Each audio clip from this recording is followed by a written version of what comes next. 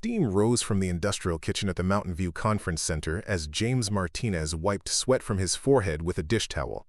The lunch service for 300 tech executives had gone off without a hitch, but something felt wrong. He'd been catering corporate events for 4 years now, ever since his world had collapsed, and his instincts rarely failed him. The salmon had looked perfect when it left his station, but there was something about the way the delivery truck had been sitting in the loading dock longer than usual that morning that nagged at him. Before we jump back in, tell us where you're tuning in from, and if this story touches you, make sure you're subscribed. Because tomorrow, I've saved something extra special for you. James had never planned to spend his Friday afternoons in conference center kitchens, preparing meals for people who treated food as fuel rather than art. Before everything changed, he'd been the head chef at Rosario's, the intimate Italian restaurant downtown where couples celebrated anniversaries and business deals were sealed over handmade pasta. He'd had dreams then, plans for his own place where he could create menus that told stories and build relationships with regulars who became like family. That was before the accident took his wife Anna, before he became a single father to 8-year-old Lily, before survival became more important than dreams. The corporate catering gig paid well and offered predictable hours that let him pick Lily up from school every day at 3:15. He could help with homework, attend parent-teacher conferences, and be present for the bedtime stories that had become their sacred ritual. The work wasn't inspiring, but it was steady, and steady mattered when you were responsible for someone else's entire world. He'd learned to find satisfaction in smaller things: the perfect seasoning on a chicken breast, the efficient choreography of his small catering team, the grateful nod from an event coordinator when everything ran smoothly. Emma Richardson had been running on adrenaline and coffee for 3 days straight. As the CEO of TechFlow Solutions, she was presenting to a room full of potential investors who could either fund her company's expansion or watch her dreams crumble under mounting pressure from her business partner David Chen. David had been pushing for months to sell the company to a larger corporation, arguing that Emma's vision was too ambitious and risky. Today's presentation was her chance to prove him wrong, to show that their innovative project management software could revolutionize how remote teams collaborated. She'd barely slept the night before, running through slides and rehearsing key talking points that could determine whether TechFlow remained independent or became another acquisition casualty. The irony wasn't lost on her that she was pitching software designed to reduce workplace stress, while she herself was operating at a breaking point that would have concerned any reasonable person. But reasonable people didn't build companies from nothing, didn't fight tooth and nail to maintain control of their vision when everyone around them suggested compromise. The lunch break had been a necessary evil, 20 minutes to network with investors, while trying to eat something that wouldn't sit heavily during her afternoon presentation. Emma had chosen the salmon, thinking it would be light and energizing, but within 30 minutes of returning to the conference room, she felt the first wave of nausea. By the time she was supposed to take the stage, her hands were shaking, and cold sweats had started despite the conference room's aggressive air conditioning. James was cleaning his prep station when Maria Santos, the conference coordinator, burst through the kitchen doors with panic written across her face. The afternoon's keynote speaker was sick, possibly from food poisoning, and 300 investors were waiting in the main ballroom for a presentation that might not happen. Preparing and narrating this story took us a lot of time, so if you are enjoying it, subscribe to our channel. It means a lot to us. Now, back to the story. Maria had been coordinating events for 15 years and had never seen anything like it. The speaker was clearly ill, but insisting she could push through, while her business partner was suggesting they cancel and reschedule, which wasn't an option with investors who had flown in from across the country. Something about the desperation in Maria's voice reminded James of the night Anna had called him from the hospital, trying to sound calm while explaining that the tests weren't coming back as expected. That same quality of someone holding themselves together through sheer will while everything fell apart around them. He found himself setting down his cleaning rag and following Maria toward the conference room, driven by an impulse he couldn't fully explain but couldn't ignore. Through the conference room's glass doors, James could see a woman in a navy business suit sitting with her head in her hands, while a man in an expensive watch gestured emphatically at a small group of concerned-looking people. Even from a distance, James could tell she was fighting to stay upright, her shoulders rigid with the effort of maintaining composure while her body betrayed her. He'd seen Lily try to hide being sick before school on test days. That same stubborn determination to push through when pushing through wasn't really an option. The man with the expensive watch was clearly trying to take control of the situation, speaking in the authoritative tone of someone accustomed to making decisions for other people. But something about the woman's posture, the way she held herself apart from his suggestions, told James she wasn't ready to give up on whatever she'd come here to accomplish. He'd learned to read body language during his years in professional kitchens, where communication happened in glances and gestures across noisy spaces, and everything about her stance said she was fighting for something that mattered more than her immediate comfort. James knocked on the conference room door before he could talk himself out of it. The expensive watchman looked up with the kind of irritation reserved for interruptions during crisis management, but Maria quickly explained that James was the head caterer and might be able to help. Emma lifted her head slowly, and James could see the pallor beneath her carefully applied makeup, the way her hands trembled slightly as she gripped the edge of the table. "I'm James Martinez," he said, keeping his voice calm and professional. "I prepared the lunch service today. If you're experiencing food-related illness, I need to know exactly what you ate and when symptoms started." The business-like approach seemed to cut through the tension in the room. Emma's business partner, who introduced himself as David Chen, immediately began explaining that they needed to cancel the presentation and deal with potential liability issues. But Emma held up a weak hand to stop him. "I ate the salmon at 12:30, she said, her voice hoarse but determined. "Nausea started around 1:15, and it's been getting progressively worse." James nodded, mentally calculating the timeline. Food poisoning from fish typically manifested within 30 to 60 minutes, which meant her symptoms would likely peak within the next hour and then gradually subside. He'd seen similar cases during his restaurant days, and while unpleasant, it was manageable with the right approach. "How important is this presentation?" James asked Emma directly, ignoring David's protests about medical liability and corporate responsibility.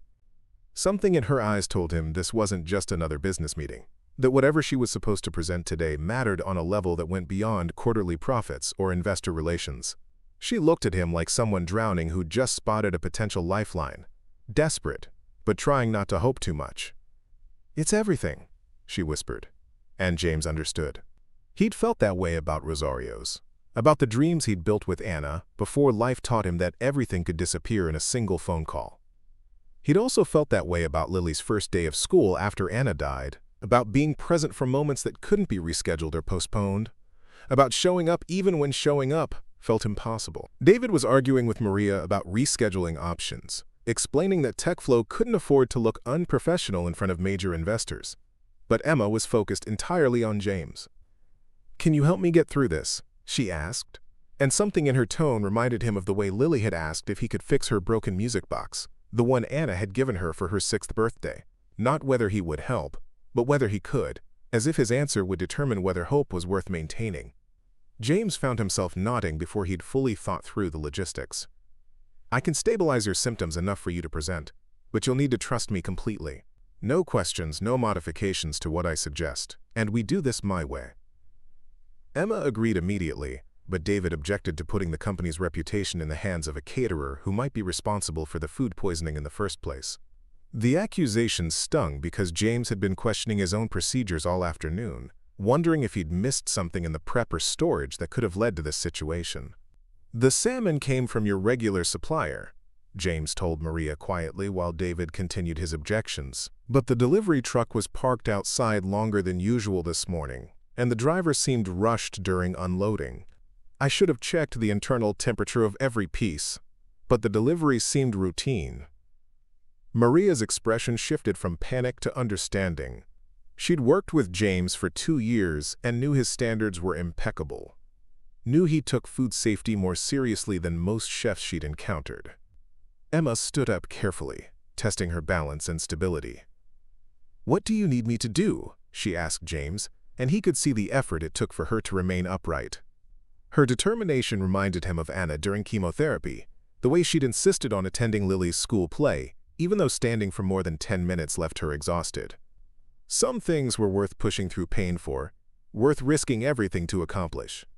"First, we need to get you somewhere private where I can prepare something to settle your stomach," James said. "Then, we need to time your recovery carefully so you can present during the window when you'll feel most stable." He turned to Maria. "Is there a quiet room nearby with access to hot water and a comfortable chair?"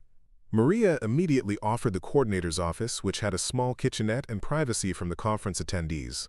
David followed them down the hallway, still arguing about liability and professional image, but Emma had stopped listening to his concerns. She was focused entirely on James's calm instructions about breathing techniques and posture adjustments that would help manage her nausea. His voice had the same steady quality that had helped her fall asleep to her father's bedtime stories when she was young, before business school and corporate pressure had taught her that vulnerability was weakness. In the coordinator's office, James quickly prepared a ginger and chamomile tea blend, using supplies he'd brought from his catering kit. He'd learned to carry stomach-settling ingredients after Lily had gone through a phase of nervous stomachaches during her adjustment to life without Anna. The tea wasn't a cure, but it would reduce nausea and provide temporary stability. Emma sipped it slowly, following his instructions about timing and breathing, and gradually felt the worst of her symptoms begin to subside. "Tell me about this presentation," James said while monitoring her color and posture for signs of improvement. Emma found herself explaining TechFlow's innovative approach to remote team management, how their software could revolutionize workplace collaboration, and why today's investor meeting represented 2 years of development and sacrifice. As she talked, James could see her passion overriding her physical discomfort, the way genuine enthusiasm could temporarily transcend bodily limitations. "David thinks I'm being unrealistic," Emma continued, glancing toward the door where her business partner was pacing and making phone calls. "He wants to sell the company to Tech Giant Corp, take the buyout offer, and let someone else handle the expansion risks. But this isn't just about money. This software could change how people work together, could make remote collaboration feel as natural as being in the same room." James understood the conflict. He'd faced similar pressure after Anna's death, when well-meaning friends suggested he sell Rosario's and find a more stable career that would be easier to manage as a single parent. The advice had been practical and financially sound, but it had also felt like betraying everything he and Anna had built together. Sometimes the practical choice wasn't the right choice, especially when practical meant abandoning something that gave your life meaning. "How long do you need for the presentation?" James asked, mentally calculating Emma's recovery timeline. She explained that the full presentation was scheduled for 45 minutes, including time for investor questions and discussion. James knew from experience that her current stability was temporary, that she had maybe an hour before the nausea returned with increased intensity. They would need to time everything perfectly. Emma was feeling stronger now, the color returning to her cheeks as the ginger tea worked to settle her stomach. She practiced standing and walking around the small office, testing her balance and endurance while James watched for signs of recurring symptoms. Her movements were still careful and deliberate, but the trembling had stopped and her voice was regaining its normal strength and authority. "I have a daughter," James said suddenly, surprising himself with the personal disclosure. "She's 8, and after my wife died, everyone told me I should give up the restaurant business because it was too demanding for a single parent. They said I should find something safer, more predictable, with better benefits and regular hours." Emma looked at him with understanding, recognizing the parallel between his situation and her current struggle with David's pressure to sell. "But you stayed in food service," she observed, gesturing toward his catering uniform. James nodded, though the story was more complicated than she knew. He had given up the restaurant, had chosen stability over passion for Lily's sake, but he'd found a way to stay connected to the work that gave his life purpose. Sometimes compromise looked different than people expected. Sometimes you could honor both practical needs and personal dreams if you were creative about the solution. David knocked on the office door, announcing that the investors were getting restless and needed to know whether the presentation would proceed as scheduled. Emma looked at James, who checked his watch and nodded. Her window of stability was beginning now and would last for approximately 60 minutes before her symptoms returned. It would be enough time for the presentation, but there would be no room for delays or complications. "We're going to do this," Emma told David with newfound confidence. "James has helped me stabilize enough to present, and I'm not going to waste this opportunity because of a temporary setback." David's expression showed a mixture of admiration and concern, but he could see that arguing would be pointless. Emma had made her decision with the same determination that had built TechFlow from a 2-person startup into a company worth millions. As they walked back toward the main conference room, James felt the familiar surge of adrenaline that came with high-stakes cooking, the heightened awareness that made him hyper-vigilant about timing and execution. Emma's success or failure would depend partly on his assessment of her condition and his ability to help her maintain stability during the most important hour of her professional life. The responsibility felt familiar and terrifying, like the nights he'd stayed up with Lily during her worst grief episodes, knowing that his calm presence was the only thing standing between her and complete emotional collapse. Emma's presentation went flawlessly. James watched from the back of the conference room as she commanded the attention of 300 investors, her voice strong and clear as she explained TechFlow's revolutionary approach to remote collaboration. The ginger tea had worked perfectly, and her natural charisma filled the space as she demonstrated software features that could transform how distributed teams operated. When the 45 minutes ended with enthusiastic applause and multiple requests for follow-up meetings, James felt a pride that surprised him with its intensity. But Emma's triumph was short-lived. As investors crowded around her with business cards and partnership proposals, James noticed the subtle signs that her stability was beginning to fade. The slight sway when she turned too quickly, the way she gripped the podium during conversations, the forced brightness in her smile that indicated she was running on willpower alone. He stayed close, ready to intervene if her condition deteriorated, but she managed to maintain her professional composure until the last investor left the room. The moment the conference room doors closed, Emma collapsed into the nearest chair, her face pale with exhaustion and returning nausea. David immediately began making calls to schedule follow-up meetings and coordinate with the legal team about the contracts that would likely result from her successful presentation. His efficiency was impressive, but James noticed he hadn't once asked Emma how she was feeling or whether she needed medical attention now that the immediate crisis had passed. That was incredible, James told Emma, meaning it completely. He'd seen people push through physical challenges before, but never with such grace and professional skill. She'd transformed her vulnerability into strength, had used his support as a foundation rather than a crutch, and had delivered exactly what her company needed despite circumstances that would have derailed most people. Her success felt personal to him in ways he couldn't fully explain. Emma smiled weakly, the adrenaline that had carried her through the presentation now leaving her feeling drained and shaky.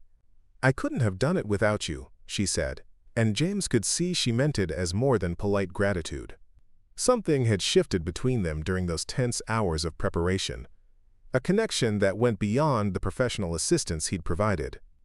She'd trusted him completely during her most vulnerable moment, and he'd proven worthy of that trust.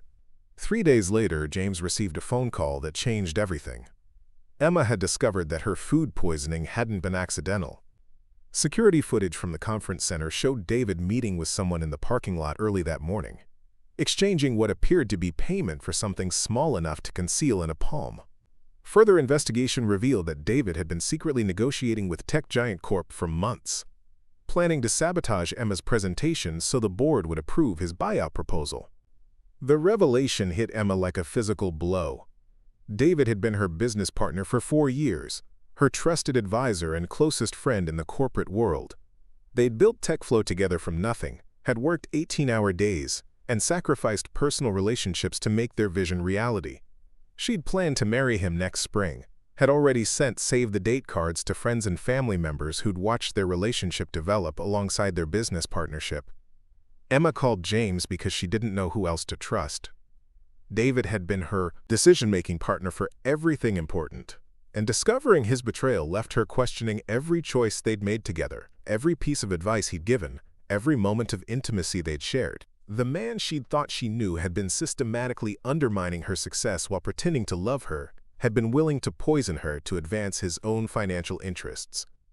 James listened to her story with growing anger, remembering David's cold calculation during the crisis, the way he'd seemed more concerned about liability issues than Emma's health. The betrayal explained everything about David's behavior that had seemed wrong that day, his eagerness to cancel the presentation, his resistance to letting Emma make her own choices about her condition and her company's future. "I need to confront him," Emma said, her voice shaking with rage and hurt. "I need to understand how long this has been going on, how many other times he's sabotaged me while pretending to be my partner." James understood her need for answers, but he also heard the dangerous edge in her voice, the sound of someone who might make decisions based on pain rather than logic. "Let me handle this," James said instinctively. "I'll go with you. I'll make sure he can't manipulate the situation or turn this back on you somehow." The offer came from the same protective instinct that made him check Lily's bedroom window locks every night, that made him drive slower than necessary when she was in the car, that made him want to shield the people he cared about from every possible harm. But Emma's response surprised him. "No," she said firmly, and he could hear something changing in her voice, a strength that hadn't been there during their first conversation. "This is my company, my relationship, my betrayal to deal with. I can't let someone else fight my battles for me, even someone I trust completely. I need to handle this myself, to prove to myself that I can confront the hard things without needing to be rescued." James felt a familiar frustration, the same helplessness he'd experienced when Lily had insisted on riding her bike without training wheels, despite his certainty that she wasn't ready, that she would get hurt, that he could prevent her pain if she'd just let him help. But Emma's decision wasn't about rejecting his support. It was about reclaiming her agency after years of letting David make crucial decisions for her. The confrontation with David happened the next morning in TechFlow's downtown office. Emma presented the security footage and financial records that proved his involvement in the poisoning incident and his secret negotiations with tech giant Corp. David's denials quickly crumbled when faced with evidence, and his explanations revealed the depth of his deception and manipulation over the years. He'd been systematically undermining Emma's confidence in her own judgment, convincing her that her ideas were too risky, that her leadership style was too emotional, that their company would fail without his more practical approach. The poisoning had been his final attempt to prove she couldn't handle pressure, that TechFlow needed his steadier hand to survive in the competitive tech industry.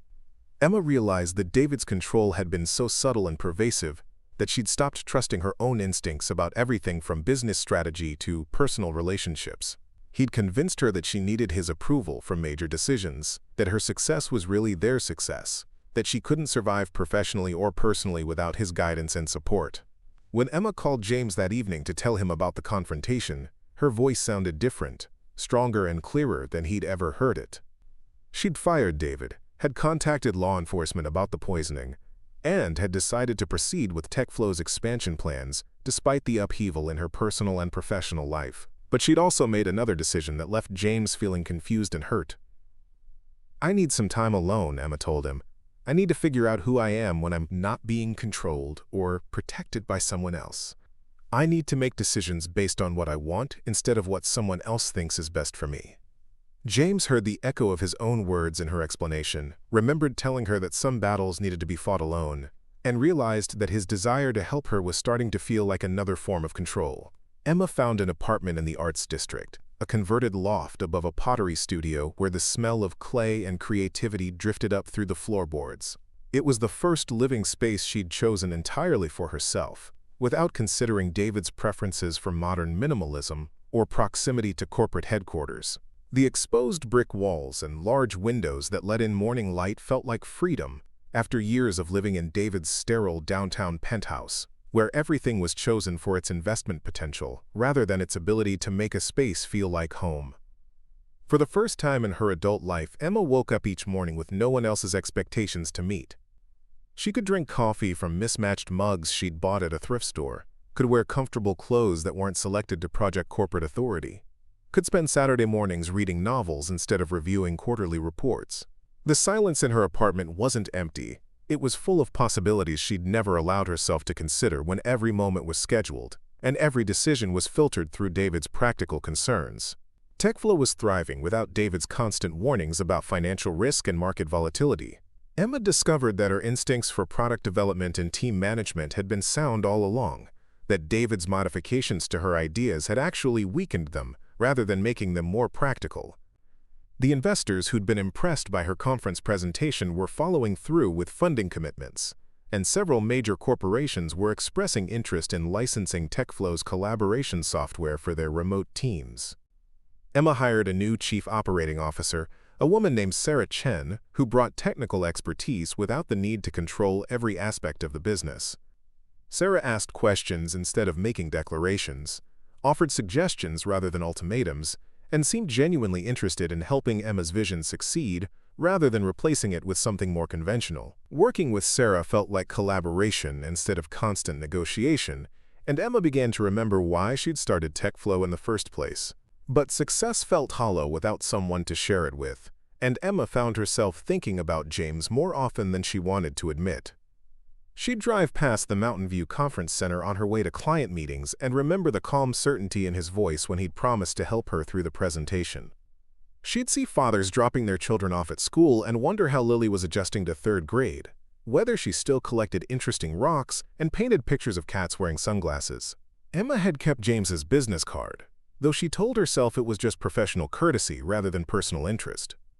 She'd learned he'd expanded his catering operation after the conference center had recommended him to several corporate clients impressed by his professionalism during the crisis. His reputation for handling difficult situations with grace and expertise was spreading throughout Denver's business community, and he was building something meaningful from his skills and experience. 3 months into her self-imposed isolation, Emma volunteered to cater a charity fundraiser for a local children's literacy program. She'd never organized an event before, but TechFlow's success had given her resources to support causes she cared about, and she wanted to do something that mattered beyond corporate profits. The planning process was more complex than she'd anticipated, involving coordination between vendors, volunteers, and venue management that required skills she didn't possess. When the original caterer canceled 2 weeks before the event due to a family emergency, Emma faced the possibility of disappointing 300 donors and the literacy program that depended on the fundraiser's success. She'd committed to making this event happen, had personally guaranteed that it would exceed previous year's fundraising goals, and the failure would reflect poorly on her ability to manage projects outside her professional expertise. Emma found herself staring at James's business card, weighing her pride against the literacy program's needs. Calling him would mean admitting she needed help, would mean opening a door she'd deliberately closed to prove her independence. But letting the fundraiser fail would mean disappointing children who needed literacy programs and donors who'd committed time and money based on her promises. When James answered his phone, his voice was warm but professionally distant, as if he was talking to a client rather than someone who'd shared one of the most intense experiences of his life. Emma explained the situation quickly, focusing on the logistical challenges and timeline constraints rather than her personal motivations for organizing the event. She offered to pay his premium rates for short-notice catering, expecting him to treat this as a business transaction that would benefit both of them. "I'll do it," James said without hesitation, and Emma could hear something shift in his tone, a personal investment that went beyond professional obligation. "But I want to contribute to the cause, not just provide services. This event matters, and I want to be part of making it succeed." His offer to donate his time and expertise touched Emma in ways she hadn't expected, reminded her that generosity could exist without hidden agendas or expectations of reciprocal favors. The planning meetings took place at Emma's apartment, partly because James's schedule was packed with other catering commitments, and partly because Emma wanted to maintain some control over their interactions. She could serve coffee in her mismatched mugs, could show him that she'd created a life that reflected her own preferences rather than someone else's vision of what her life should look like. James arrived with detailed notes about menu options and budget considerations, but also with photos Lily had drawn for the literacy fundraiser after he'd explained the event's purpose. The 8-year-old had created colorful illustrations of children reading books under rainbow trees, with messages about the importance of stories and learning that demonstrated wisdom beyond her years. Emma found herself smiling at the drawings with genuine delight, touched by the child's enthusiasm for supporting other children's education. Working with James felt different than their crisis collaboration at the conference center. There was no emergency driving their interactions, no external pressure forcing them to trust each other completely. Instead, there was a quieter connection based on shared values and mutual respect, a recognition that they both cared about creating something meaningful rather than just completing a task efficiently. Emma discovered that James approached event planning the same way he approached cooking, with attention to detail and genuine care for the people who would be affected by his work.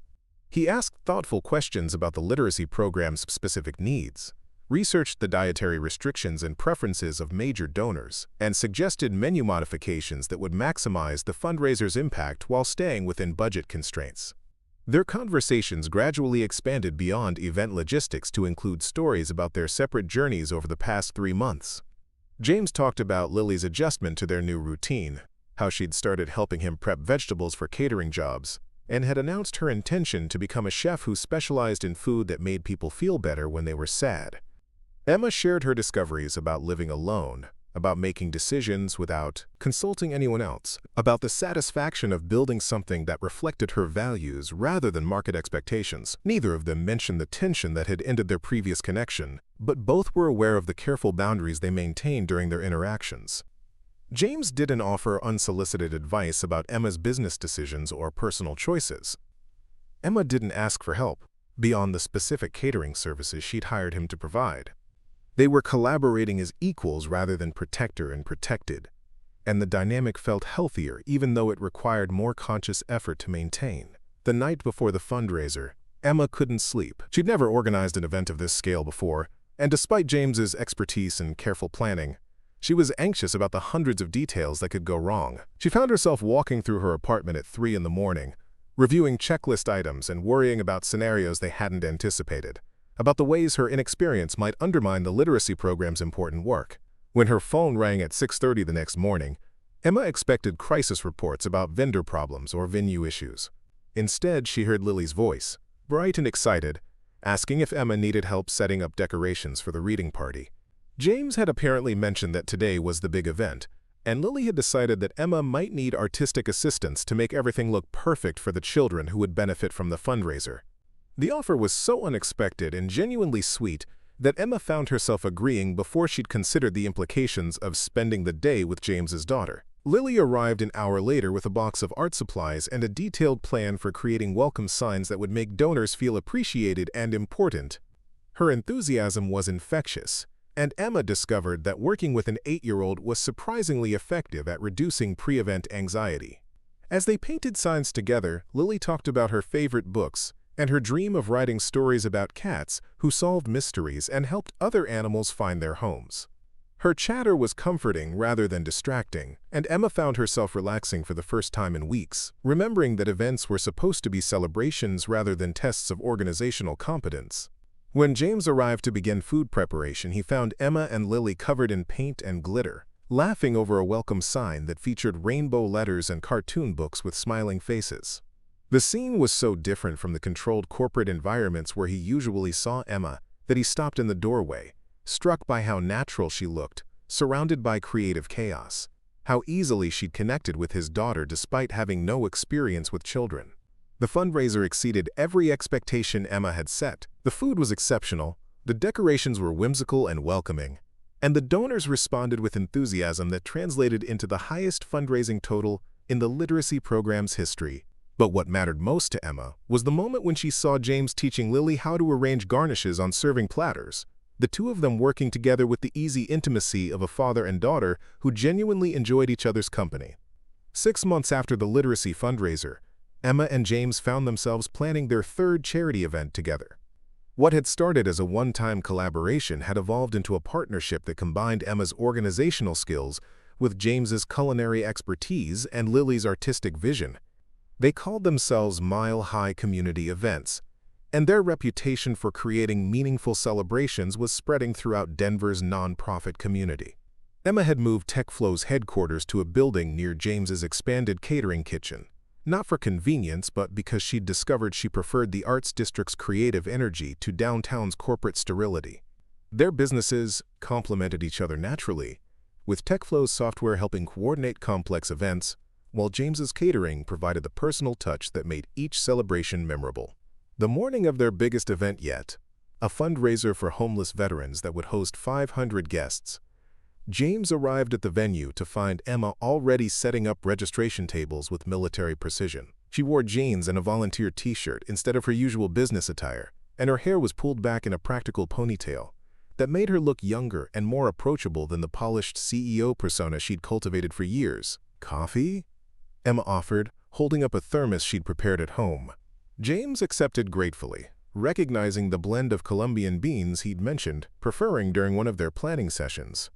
The gesture was small but significant, evidence of the attention to detail that characterized their growing partnership in both business and personal matters. Lily burst through the venue doors, carrying a box of handmade centerpieces she'd created specifically for the veterans event.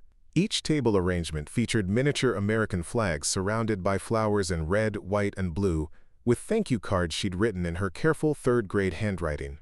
Her dedication to making each event special had become legendary among the nonprofit organizations they served. As guests began arriving, James watched Emma interact with veterans and their families with genuine warmth and interest. She remembered names from previous events, asked about grandchildren and job searches, and listened to stories about military service with the respect and attention these heroes deserved. Her transformation from corporate executive to community advocate had been gradual but complete. The evening's highlight came when Colonel Martinez, a decorated Vietnam veteran, presented Emma and James with a plaque recognizing their contribution to veteran support services. As they stood together accepting the honor, with Lily beaming proudly from the audience, James realized they'd created something more valuable than successful businesses or profitable partnerships. They'd built a family based on shared values and mutual respect, a team that strengthened each member while serving their community's needs. Emma had found the authenticity she'd been searching for. James had discovered that protecting people could mean empowering them rather than controlling them, and Lily had learned that love could expand to include new people without diminishing what already existed. After the guests departed and the venue was cleaned, the three of them sat on the loading dock sharing leftover dessert and watching the city lights twinkle below. Emma leaned against James's shoulder while Lily showed them photos she'd taken throughout the evening, each image capturing moments of connection and celebration that professional photographers might have missed. "We make a good team," Emma said quietly, and James understood she meant more than their business partnership. They'd learned to support each other's dreams without trying to control the outcomes, to offer help without assuming the other person was helpless, to love without demanding that love look like what everyone else expected. When Lily fell asleep between them, her camera still clutched in her small hands, Emma and James carried her to the truck together. As they drove through the quiet streets toward home, James realized that sometimes the best thing that could happen to a carefully controlled life was for it to be completely disrupted by unexpected circumstances and generous strangers who became family.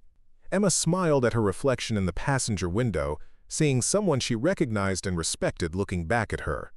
She'd lost everything she thought she wanted and found everything she'd never known she needed. A life built on authentic choices rather than external expectations. Work that mattered beyond profit margins. Love that strengthened rather than diminished her independence. Sometimes the most nourishing rescue came not from being saved by someone else, but from discovering you had the strength to save yourself and then choosing to share that strength with people who deserved your trust and partnership. Up next, you've got two more standout stories right on your screen. If this one hit the mark, you won't want to pass these up. Just click and check them out.